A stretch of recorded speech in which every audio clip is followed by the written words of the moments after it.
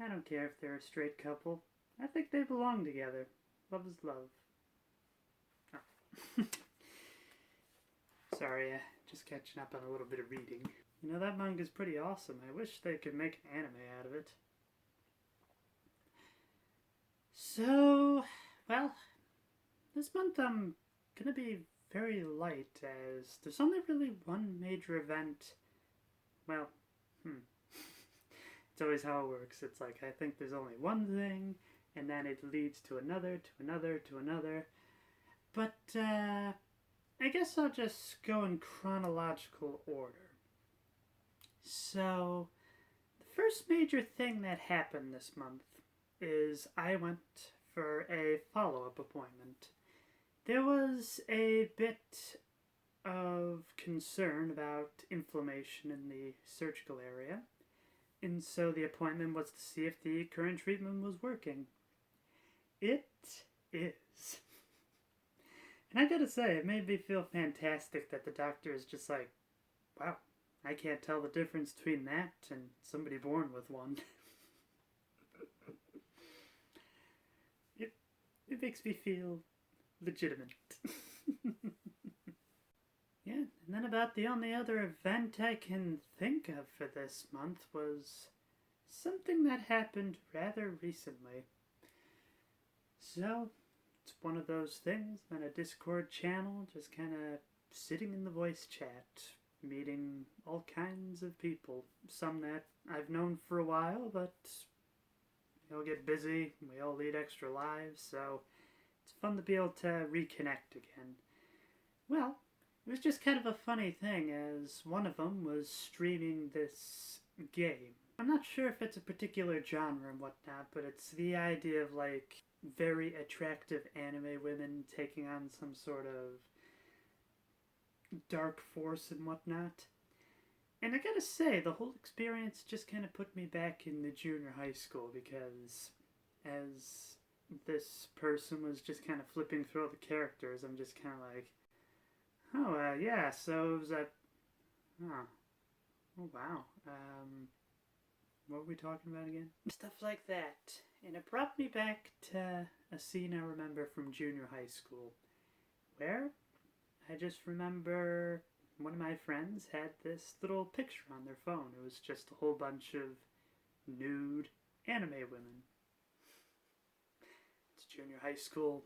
It's the time where the hormones are just raging, so filthy stuff like this, you get more tact as you get older. But anyway, I just remember one of them was saying to the other, oh, I got something that can make you happy. And just about everybody was looking at it. It's just like, wow, that does make me happy.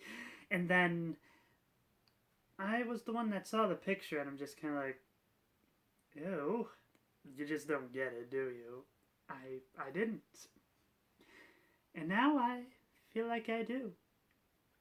It's times like that where I feel like now I'm just going through the proper puberty.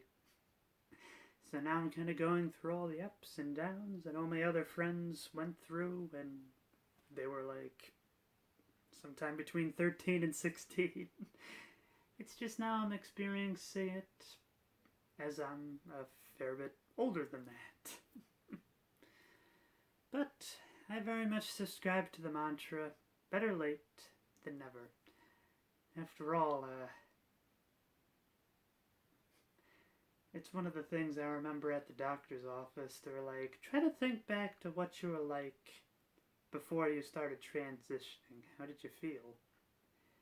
The best way I could describe it is imagine you didn't have a penny to your name. You were out there on the streets begging for alms. Maybe you get meals from very nice people every so often. That's the only way of life you know. So you get used to it. You know that there's something better out there, but you don't really have the capability to enjoy it. And then it's like the equivalent of being adopted by a very rich family. All of a sudden, you get a new way of life, and it's shocking at first, but all of a sudden you start to realize what happiness is. And then you think back to how your life was before, and you wonder, How on earth did I manage to survive through all that? I didn't really have an option to be able to transition before, and now that I have, it just feels like one of those things. It's like all the wasted years, the idea that I could have been happy all that time.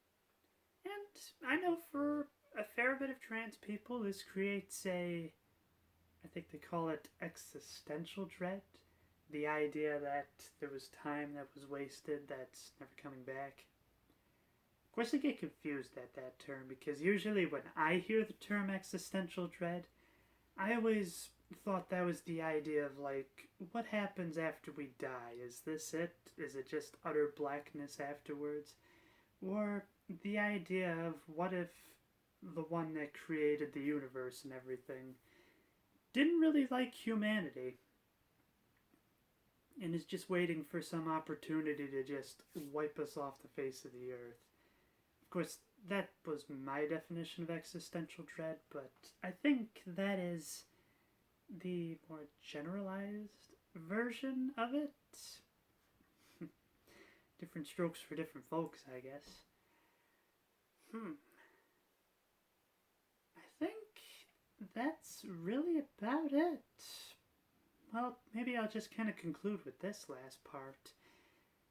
I will admit, things are a bit difficult now because I have to balance my usual life along with the, shall we say, physical therapy I need that's required of this kind of surgery. And as such, my sleep schedule is all over the place. But the few times where I do manage to get a good night's sleep, the next day I'm able to just feel this giant, warm, bubbling feeling of euphoria, and that's how I know it is worth it. Because I just never really felt that kind of happiness before.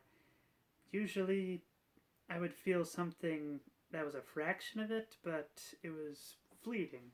The idea that I finally got a book or a movie that I'd been after for a long time. The idea that I'm having fun with a particular video game series and whatnot. But once again, it was like once I completed the movie, once I completed reading the book, once I beat the game, I was just back to how I was before. Somebody that was just used to their life, not really happy about it, but not really depressed enough about it to be able to do something about it. But then again, if you've been watching these videos, you probably know what my story is by now. So, I don't know. In case you're wondering what the costume idea is, this was just something I threw together at the last minute. Basic idea is, imagine if I was like a Victorian vampire. As for the blonde wig, just wanted to change it up a little bit. According to a Marilyn Monroe movie, gentlemen prefer blondes. Well, I'm not really a gentleman, and in all honesty, I prefer being a brunette.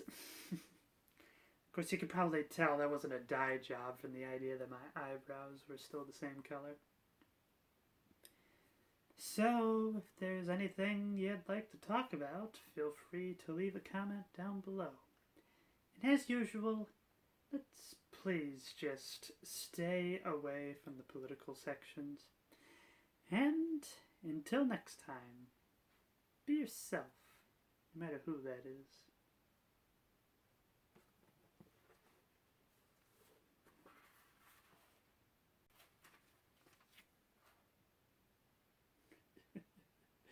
Oh, I'm loving this.